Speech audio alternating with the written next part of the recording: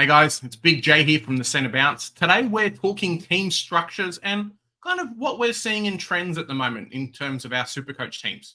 I'm joined by Steve from SDS Supercoach. Hope you guys enjoy.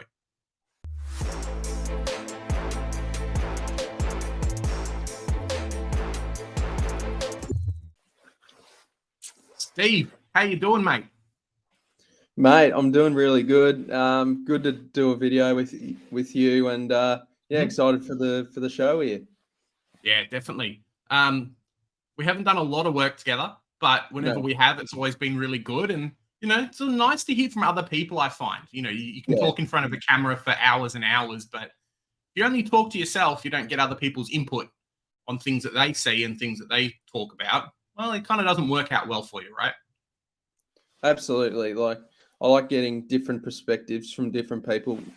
Every person's different, sees a player different, has different points and ideas. So I think it's good to gel in with everyone's thoughts and then just kind of give your overall conclusion in your head.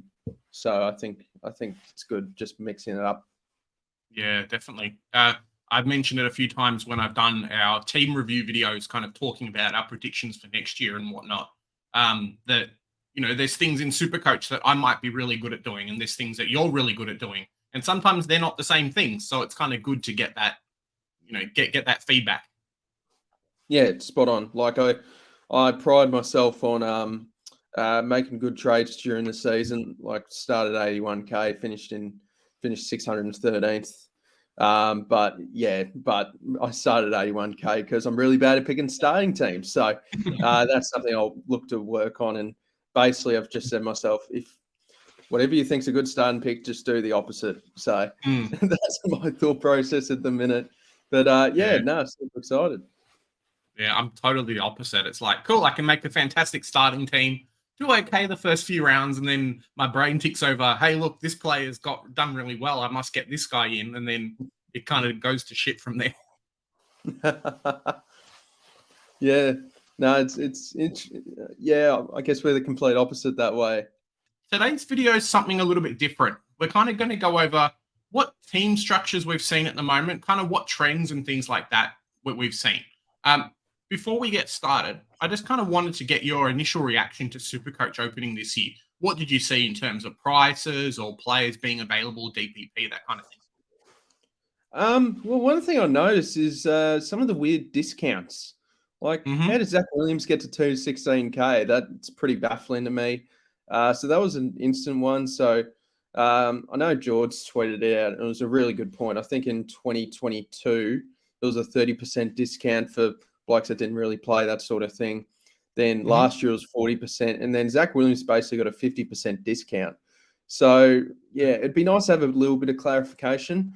And another thing I noticed as well, when in my spare time, I tried to build my own team before the team picker came out and did the rough prices.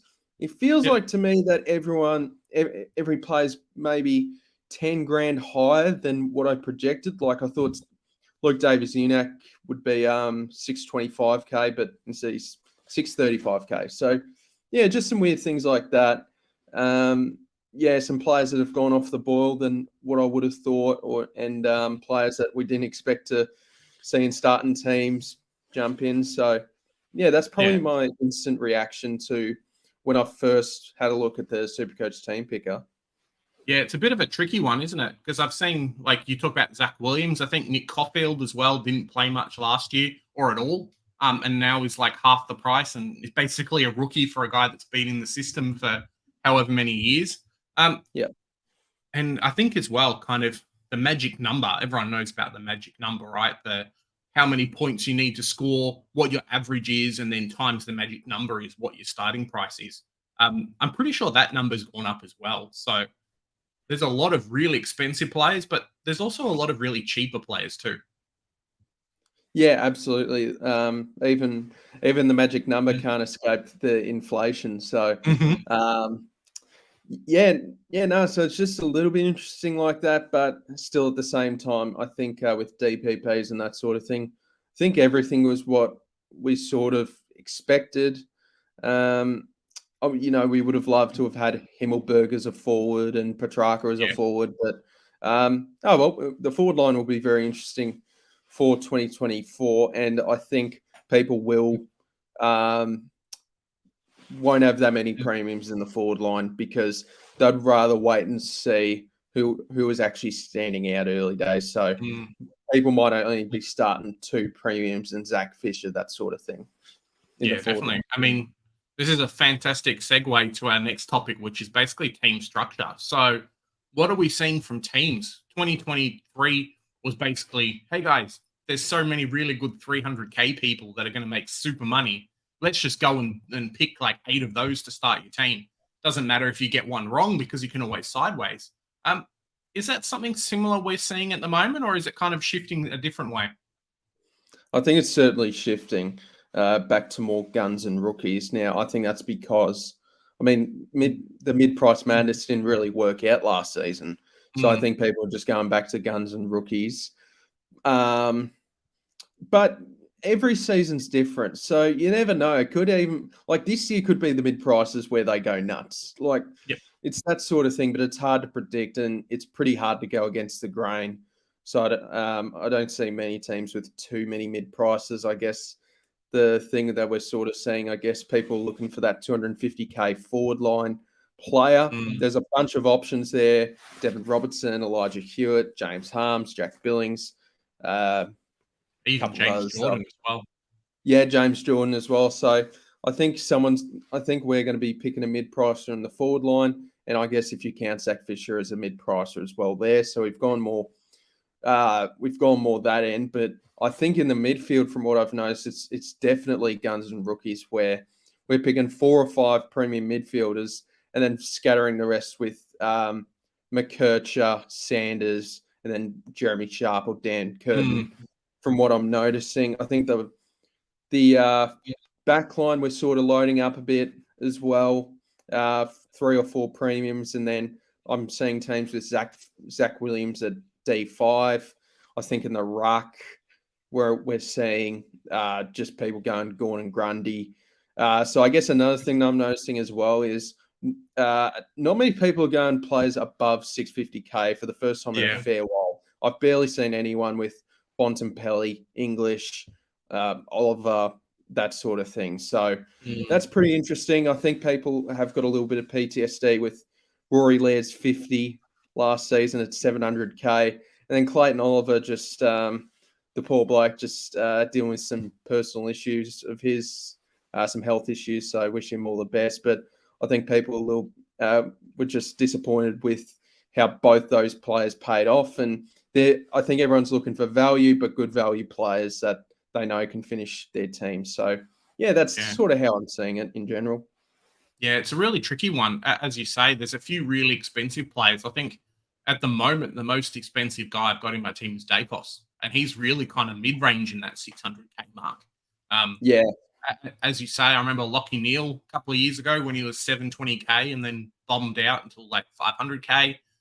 Last year as well, Oliver and Laird really didn't keep their price. So who's inclined with this super high magic number that players aren't, coaches, at least the smart ones, generally aren't going to start Bond, aren't going to start English when there are those fantastic options who are a little bit cheaper, but probably will end up scoring more overall, especially with like Bond's off-field surgeries and whatnot. Yeah, spot on. Like I think you can pick players in the midfield that can match Bond short term. Obviously, we're going to want him in the side at some point, but just at 724K, I just don't think people are just justifying themselves to pick the bloke at 724K. It's a lot of money.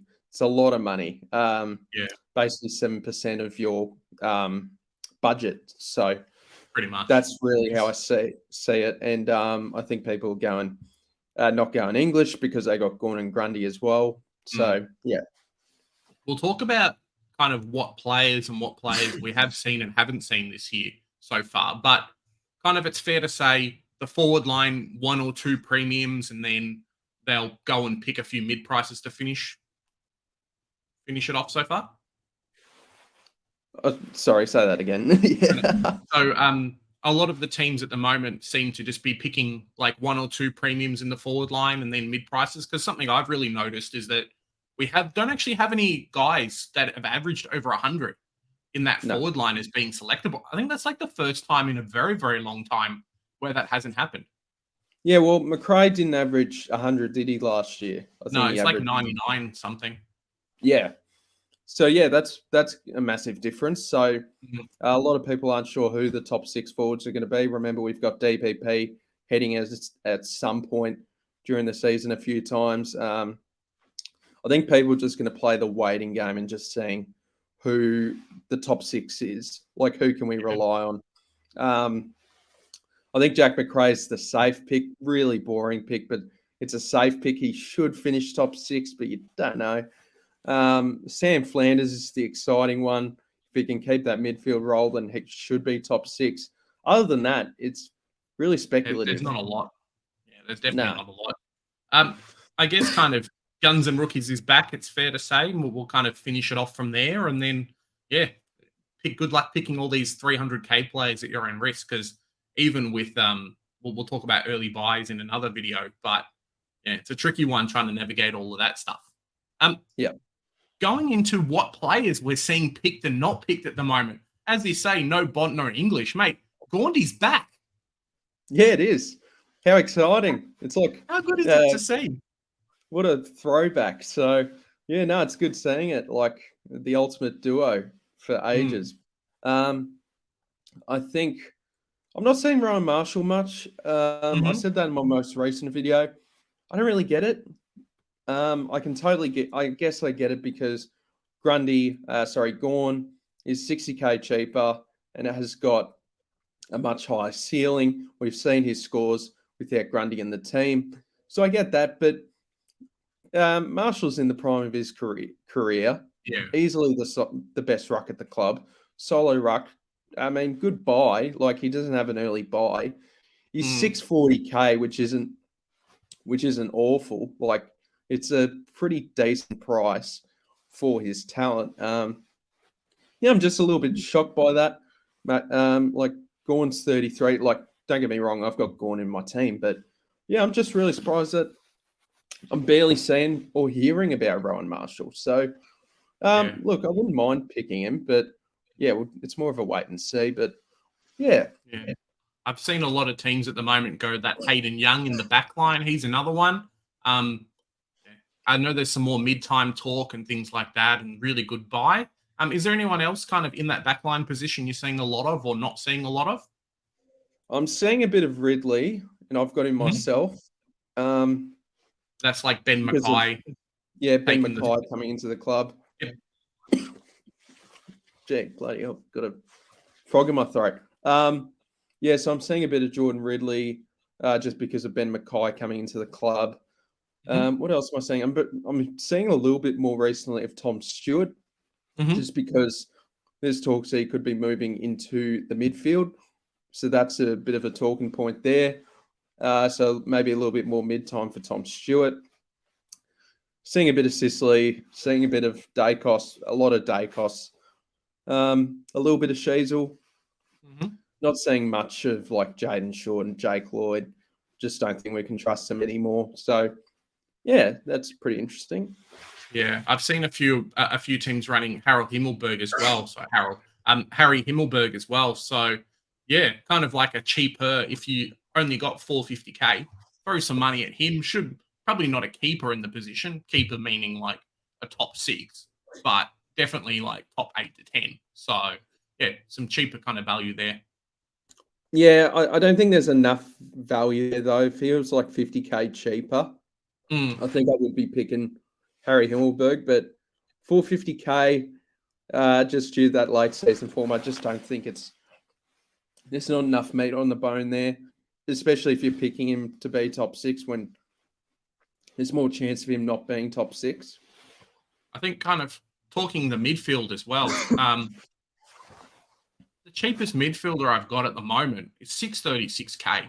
So that means no Bond, no Oliver, no Petrarca, Laird, Merritt, Libba, or Dawson, or Dunkley. Like, these were the staples of our team last year. And then I think I'm in the boat with a lot of other people. They're just not picking these players. No, not at all. Like, I think we're seeing a lot of people with the new generation of midfield premiums of Zach Butters, Tom Green, Brayshaw, Walsh, LDU, those sort of types. So I think people are more inclined of going just a few options around that 600k range instead of Bont, and then a couple of 500k premiums in the midfield like Tuke Miller. So yeah, I guess people are just banking on the new generation of midfielders, sort of, I guess, matching the Bonts, the Olivers, those sort of types, the Libbers. I'm not seeing much of Jordan Dawson. Yeah. So he's a cheeky pod. Same with Josh Dunkley. I think Dunkley's actually not a bad share, but that round 2 bye does hurt him. But I think with Dunkley, like, we saw how good of a scorer he is before he gets injured. After he comes back injured, it's he just loses his powers all of a sudden until the finals. But yeah, so I think Dunkley's a good pick. Well, he's not the worst pick. It's just that bye that hurts. And then also a real pod could be Tim Taranto. I talked about this in my video a couple of days ago. I know it's a weird one, but Steve. he's not going to. No? I don't know. Keep going. I just hear Tim Taranto. I'm getting flashbacks from last year. Mate, he was good until the bye. He doesn't he won't get tagged because opposition doesn't respect him. It's a little bit like Tom Mitchell back in the Hawks days. He won't get tagged. Easily Richmond's best midfielder. Like, he won't be playing half forward. I don't know. It wouldn't surprise me if he's one of those blokes that just starts off amazingly and people just jump on him. So I don't know. It could be a sneaky one. There's a couple of players like him in there as well, and I think new coach factor as well. We'll kind of see what happens with that. Similar to guys like Tuke Miller, who do have the double bye, but new coach, what happens? He's very, very underpriced. So him and Jack Steele and a few others. We'll do up a finding value video, but yeah, just not a lot of love for these guys at the moment. Tuke Miller. It just more depends on whether he can get his roll back of just being one of the main men at Gold Coast in the midfield. But with Noah Anderson, Sam Flanders breaking out, Matt Rao, he could just be more the team midfielder where he just he's the accountable player. And if that's the case, that's not really going to help us with the Tuke Miller pick. So, that's true. Yeah, but I am seeing a bit of that if people are going like a Bont or that sort of thing. Maybe Jack Steele kind of has a resurgence and ends up a super premium again. We'll just wait and see. Oh, that's a bit of hope. I love the man, but I don't know. He's been a value pick for 1 year too many, in my opinion. Yeah, no, that's fair. All right, guys. Well, that's our take on the buy structures and kind of the themes and the strategies that we're seeing at the moment. Is that what you guys are seeing? Let us know down in the comments. Say, hey, Big J, Steve, what are you talking about? I love this pod. Why are you dissing Jack Steele? He's too good. Pick him, 524k. I'm sorry, John O'Carroll. Steve, where can the fans see you? What have you got coming up? Going to be doing a lot more content. We're going to be recording a video right after this. Just a lot of content. I really want to push it out. Trying to get to 1,000 subs before round 1 2024. So hopefully we can get there. I'll put in the work. Hopefully you guys can put in the work with pressing the button to subscribe. So super pumped. So definitely. We'll see how we go this year. Well, I'll put down the links to Twitter and to YouTube down in the comments so fans can jump on and have a look at those. Remember, here at the Centre Bounce, we do the hard work so you don't have to. Bye for now.